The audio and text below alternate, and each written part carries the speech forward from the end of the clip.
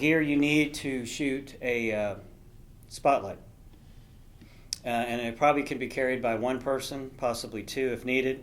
But we have 2 cameras, 3 batteries. You always want to have one as a backup, 3 memory cards, again, as a backup. And then you have this stand here where the microphone gets mounted on here for your subject's audio.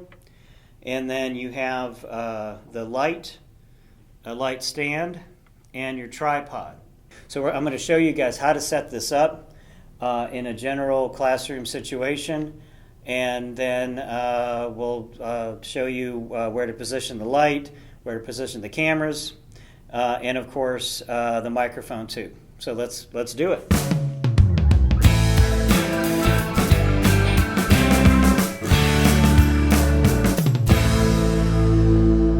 Now you can extend here to raise the light, which you need to have it a little bit above the person's head. This is the power adapter for it, power switch, and then we have how much, how bright you want it to be. So basically you can turn it up or turn it down, and this is going to be used as a fill light. So look on my face, I've got it just a little bit of fill light. If you turn it up too much, it's going to look very blown away, so you need to just be careful how you adjust it. Remember, what you see through that camera is what you get. And you just take this and you slide the legs down, lock it down like that, and you take the microphone, which has a screw mount on the bottom, just like a camera, tripod, any camera would, and you screw it onto here, just like you would anything else, like a light or a camera. You pull this little handle down on the side, it turns it on, okay, and then when you roll, to start rolling, or you can see my voice is being picked up on the waveforms here. I don't know if you can see that very well, but there it is. You just push this button once and it starts recording. Now, for this situation, it's a little different how you set it up on top here, but you want this facing your subject. This little red light indicates which side is being recorded, and it's using XY, which is left and right. And so when you're shooting, you need to turn it around facing your subject. But we're going to go ahead and roll on this right there, and you see the time code going. That's how you know it's a recording, if you see the time code running. You see that? Okay. So when you're shooting, you're going to sync up like this. You've got this running, you make sure your main cameras are running, both cameras, and you just clap to sync up, and you take those files and sync them up in Final Cut Pro later on, and we'll show you how to do that. Okay, so this is rolling. So you face your subject with it, and you make sure when you're shooting that it's out of the shot, but it's, you know, relatively in front of them. And you can tell now that we're using the microphone with my voice that the quality is significantly improved. We want to set up our tripod here high enough to be right at the eye level of the person. Not above them, not below them, straight on. Yeah, it's on face tracking, good. Okay, so I'm going to go ahead and, actually the exposure's not right. That's one of the problems here. We're at 60th, we need to be at 30th. At 5.6 at 1600, and we need to make sure that our light balance is the same. So we go with our we're going to go with fluorescent light because it's under fluorescent. But actually, since we have that spotlight, let's just go with auto white balance. So we'll go with auto white balance for now. Okay, so that exposure looks pretty good. Now, if I turn off this light, I'm going to show you the difference between without the light on, and what my face looks like and the overall look of the scene. Turn the light on, and this is what you get. It's not perfect, but it's pretty good. Okay, and you got the microphone out of the shot right here. Okay, so now what you're going to do is you have your subject sitting here. You don't want them sitting here the whole time. You want to put them here after you've set up your light and your equipment so that they don't get impatient by waiting for your setup. Okay, so now we're going to go ahead and look at the second camera. We've got 30th at 5.6 at 3200, that's at 1600, so we're going to drop this exposure to 1600 to match this one. White balance right now is set for auto, I think. And in this situation, because we're mixing light, let's just stick with auto for now, because we do have some light coming in from that second light. Okay, so now what you would do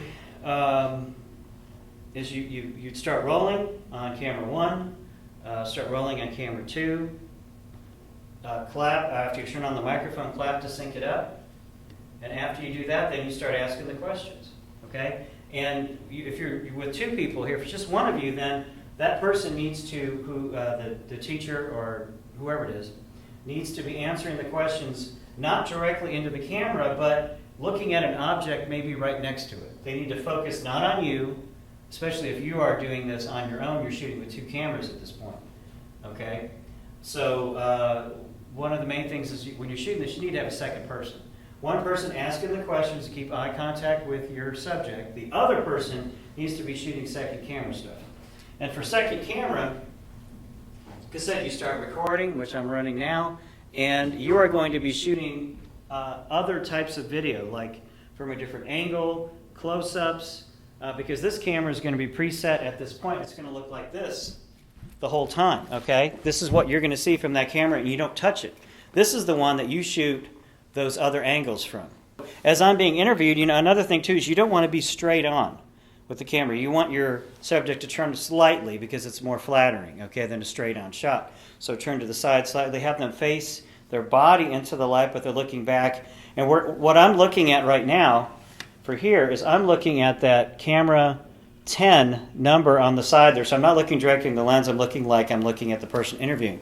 So we've got Juan over here shooting that second camera video. So Juan can do close-ups of me. So you're rolling now, and you can get a lower angle like that, and he can even shoot from the side. We don't want him in the shot.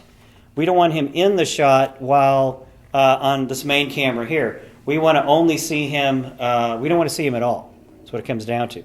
So he's got that shot like that angle, and then he can come over and shoot here, shoot there, and then we go out in the hallway and we shoot a portrait shot in the hallway. So what we call a video portrait. So like here we got Juan's over here shooting, and he's probably close to being in the frame, possibly. So we got to be careful about that. One thing you do before you shoot is you check to see where what you're shooting in that lens, so that you can move. Your second person can move around, and then you can even shoot from behind me. One shot that might be really cool, Juan, if you want to try this.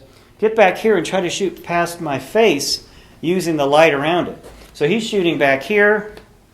And he can find, as long as you're not in the shot, which I think you might be, get back a little far, and then you can zoom in on my head and have that light around it to get kind of this side shot. You can do a lot of different types of shots. Like, so here he is shooting back there. Okay, and one key thing is, remember, when you're shooting, you do not stop rolling. So while that camera's rolling, the second camera back here is rolling. You don't stop until everything is done, and including on the microphone. The microphone's the last thing you stop. So we've got Juan with this angle behind me. You can shoot low, you can shoot high. You can even get behind the camera, which is another cool shot if you want to try. Get behind the camera, shoot what the camera is seeing of me as a secondary cutaway or insert. Okay? And those portraits you'd shoot out in the hallway, which is in one of my other videos, talks about and shows how to shoot a portrait in the hallway of your teacher, that you're shooting, AP, sports person, whatever. Now, let's say, for example, you have something like you're shooting an athlete. The best thing to do is get actual game footage of them. Okay? Get game footage. Use that as your cutaway when they talk about it. And in here, too, you can use the portrait situation in the hallway still, but you still want to have some sort of content of them in a game, on the running on the track, whatever it is that their sport is, and then you also need to get that portrait in the hallway. Okay, so that's pretty much it. We've got you've got several questions you ask. Probably we asked 6 to 7 questions.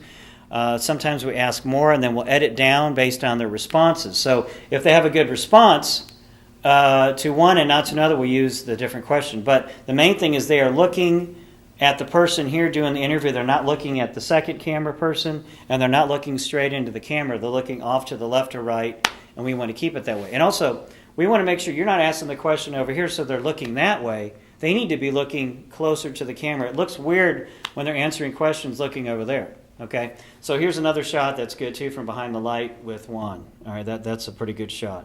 But again, microphone here, camera 1 there, camera 2 over here as a mobile one, and then the interview time usually is about 5 minutes. Don't hesitate to reshoot certain questions if you need to.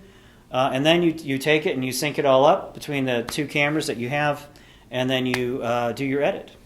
And then that part we have in another video to show you how to edit your spotlights. So there you go. Thank you very much to Juan over here for shooting what he did and setting all this up. So, okay, thank you everybody. Hopefully this answers all your questions and you can get your spotlight done. Good luck.